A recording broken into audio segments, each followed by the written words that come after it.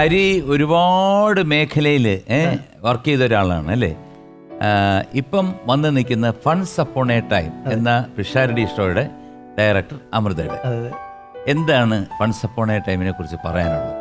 ഫൺസ് upon A time ഇപ്പോൾ season 3 ആയി, 3-ാമത്തെ വർഷം സീസൺ 3 ആയി തുടരുകയാണ്. അത് വിജയകരമായി തുടരുന്നു. അത് അമൃത ടിവിയിൽ ആ ഷോ പ്രൈം ടൈമിൽ ടെലികാസ്റ്റ് ചെയ്യുന്നതാണ്. പിന്നെ അതിന്റെ യൂട്യൂബിൽ നല്ല റീച്ച് കിട്ടുന്നുണ്ട്. അതൊരു സ്റ്റാൻഡപ്പ് കോമഡി ഷോ എന്ന നിലയിൽ.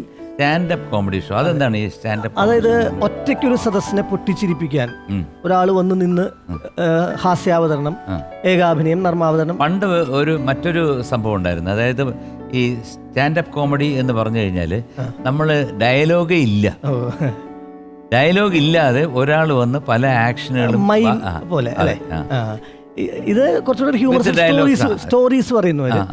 അത് ഇപ്പോൾ അമൃതയിൽ ടെലികാസ്റ്റ് തുടങ്ങിയിട്ട് 3 years. കോവിഡ് സമയത്ത് നമ്മൾ സ്റ്റാർട്ട് ചെയ്തത്. അപ്പോൾ അമൃത ടി വി പിന്നെ രമേഷ് പിഷാടി എന്റർടൈൻമെന്റ്സ് ചേർന്നിട്ടുള്ള ഒരു സംരംഭം. ഞാൻ ഷോ ഡയറക്ട് ചെയ്യുന്നത്. ഡയാനയാണ് പ്രസന്റർ. പിന്നെ അതിൽ സുധീർ പറവൂർ, കേശവൻ മാമൻ എന്നൊരു ക്യാരക്ടർ ചെയ്യുന്നുണ്ട്. പിഷാടിയാണ് പെർമനന്റ് ജഡ്ജ്. പിന്നെ അതെ, മാറി മാറി വരുന്നു. അപ്പൊ അത്യാവശ്യം സ്ക്രിപ്റ്റ് ഒക്കെ എഴുതുന്നു. അത് ഒന്നിച്ചുള്ള ഡിസ്കഷനിലാണത്. പിന്നെ ചില സെഗ്മെന്റിന് നമ്മൾ എഴുതാനായിട്ട് ചില ആളുകൾ വെക്കും. പിന്നെ സാധാരണ കോമഡി എന്ന് പറയുമ്പോൾ സ്കിറ്റ് അല്ലെങ്കിൽ മിമിക്രി പെർഫോമൻസ് ആണ് നമ്മൾ കൂടുതലും കണ്ടിട്ടുള്ളത്. ഒരാൾ ഒറ്റയ്ക്ക് വന്ന് നിന്ന് ഒരു 10-15 മിനിറ്റ് നിന്ന് തമാശ പറയുന്ന മലയാള ടെലിവിഷനിൽ അങ്ങനെ ഒരു ഷോ എക്സിക്യൂട്ട് ചെയ്തിട്ടില്ല വലിയ അളവിൽ. അപ്പൊ അത് നമുക്ക് തുടങ്ങാൻ അമൃത ഒരു അവസരം തന്നതിൽ വലിയ സന്തോഷം. എനിക്ക് ഈ പുഞ്ചിരി വളരെ ഇഷ്ടമാണ്. അപ്പൊ ഒരു ഷോർട്ട് ഫിലിം ചെയ്തല്ലോ, പുഞ്ചിരിക്കൂ പരസ്പരം എന്നാണ് ആ ഷോർട്ട് ഫിലിമിന്റെ പേര്. പുഞ്ചിരിക്കൂ പരസ്പരം. സത്യം അത് വളരെ നല്ല കാര്യമാണ്. കാരണം നമുക്ക് നഷ്ടമില്ലാത്തൊരു കാര്യം എന്ന് പറയുന്ന ഒരു പുഞ്ചിരിയാണ് അല്ലേ. സാറിന്റെ ഏറ്റവും വലിയ പ്രത്യേകത സംഗീതം എന്ന പോലെ തന്നെ ചിരി കൂടിയാണ്. സാറിന്റെ ഷോസ് ഏറ്റവും കൂടുതൽ ഹിറ്റ് ആവുന്ന ഒരു കാര്യം അത് ഇന്ററാക്ട് ചെയ്യുന്നവരെ വളരെ രസകരമായിട്ട് ഹാൻഡിൽ ചെയ്യുന്നു, ചിരി സമ്മാനിക്കുന്നു എന്നുള്ളതാണല്ലോ. ഷോർട്ട് മൂവി എന്നുള്ള നിലയിൽ എനിക്ക് കിട്ടിയ ഏറ്റവും വലിയ നേട്ടം, മോഹൻലാൽ സാർ അതിൽ അപ്പിയർ ചെയ്തിരുന്നു, മമ്മൂട്ടി സാറാണ് അത് റിലീസ് ചെയ്തത്, രമേഷ് പിഷാരടിയാണ് പ്രൊഡ്യൂസ് ചെയ്തത്. രമേഷ് പിഷാരടി, ധർമ്മജൻ, രഞ്ജി പണിക്കർ, ആശാ ജോസ്, പേളി മാണി, അക്ഷര കിഷോർ, കുറെ പേരുണ്ട്, ജെന്നിഫർ സിനി, കുറെ ആർട്ടിസ്റ്റുകൾ അതിലുണ്ട്. അതിൽ പറയുന്നത് എത്രയേ ഉള്ളൂ, നമ്മള് പരസ്പരം ഒന്ന് ചിരിക്കാൻ പോലും പറ്റാത്ത വിധത്തിലൊരു സമ്മർദ്ദം ഇന്നത്തെ ഈ തിരക്ക് പിടിച്ച ജീവിതത്തിലെ ആളുകൾക്കുണ്ട്. എപ്പോഴെങ്കിലും ഒരു ചിരി സമ്മാനിക്കുമ്പോൾ പകരം ഒരു ചിരി കിട്ടുന്ന ഒരു ഗിവ് ആൻഡ് ടേക്ക് പോളിസിയാണ്. അപ്പൊ മടി കൂടാതെ ചിരിക്കുക വേറെ നഷ്ടമുള്ള കാര്യമല്ലല്ലോ. അപ്പൊ ഈ ആർട്ടിസ്റ്റുകൾ അത്രയും ഒരു ഷോർട്ട് ഡ്യൂറേഷനിൽ ആദ്യം ഗൗരവത്തോടെയും പിന്നീട് പുഞ്ചിരിയോടെയും പരസ്പരം ഒന്ന് സംവദിക്കുന്ന. പിഷാരടി പല സ്റ്റേജിലും പറഞ്ഞു കേട്ടിട്ടുണ്ട്. ഞങ്ങൾ ഒരുമിച്ച് ഒരുപാട് പ്രോഗ്രാംസിന് പോകാറുണ്ട്. അപ്പം ഈ കൈയടിക്കാൻ ഇങ്ങനെ ചിലര് എന്തെങ്കിലും പറഞ്ഞു കഴിഞ്ഞാൽ ഇങ്ങനെ പതുക്കെ കൈയടിക്കുമ്പോൾ പറയും, നല്ല ഉറച്ച് കൈയടിച്ചു കഴിഞ്ഞാൽ ഹാർട്ട് അറ്റാക്കിൽ നിന്ന് രക്ഷപ്പെടാം. അപ്പൊ നിങ്ങളൊന്ന് പുഞ്ചിരിച്ചോണ്ട് കൈയടിച്ചു കഴിഞ്ഞാൽ നിങ്ങളുടെ കുടവയറും കുറയും. ഇതിനിടെ ഞാൻ ചോദിക്കാൻ വിട്ടുപോയി, അച്ഛനും അമ്മയും സുഖമായിരിക്കുന്നു, വൈഫ് സുഖമായിരിക്കുന്നു, ഉണ്ണിക്കണ്ണനും സുഖമായിരിക്കുന്നു. Very good.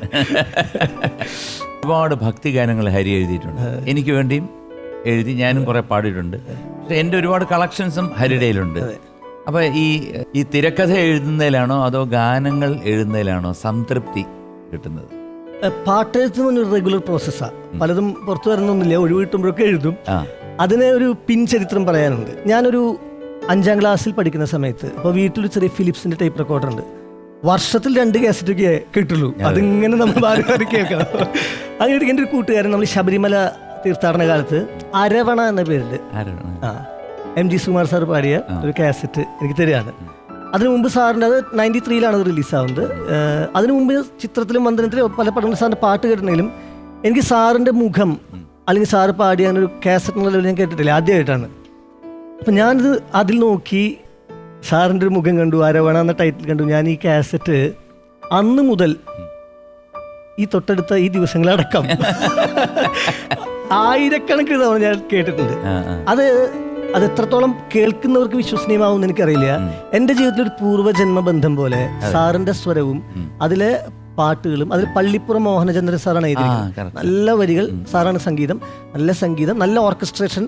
പിന്നെ അതിൽ ആ പാട്ട് കേട്ട് കേട്ട് കേട്ട് എനിക്കിത് കേൾക്കലാണ് അപ്പോഴത്തെ പണി. അതിനെ തുടർന്ന് പിന്നീട് അങ്ങോട്ട് എൻ്റെ ജീവിതം എന്ന് പറയുന്നത് സാറിൻ്റെ സ്വരം തേടിയുള്ളൊരു യാത്രയാണ്.